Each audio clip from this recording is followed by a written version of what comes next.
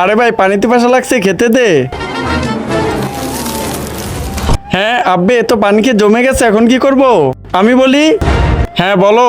এর সামনে জাদুর লাকড়ি জ্বলাতে হবে, তাহলে এর বরফ গলে যাবে।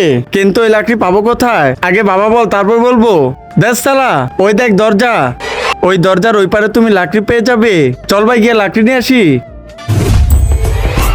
আব্বে আমাদেরকে জাদুর লাকড়ি দিয়ে দে, আমাদের বন্ধু ঠান্ডায় জমে গেছে।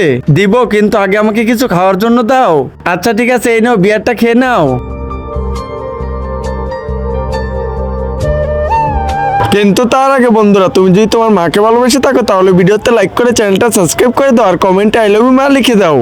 চল ভাই লাকড়ি জ্বলা। হ্যাঁ আব্বে, আমাদের বন্ধু কোথায় গেল যে বরফ হয়েছিল? আব্বে তোমরা আসতে দেরি করেছো, তাই তোমাদের বরফ হয়ে যাও বন্ধু গলে পানি হয়ে গেছে, এই দেখো। আব্বে ইয়ার, একে তো ফ্রিজে ভরা উচিত ছিল।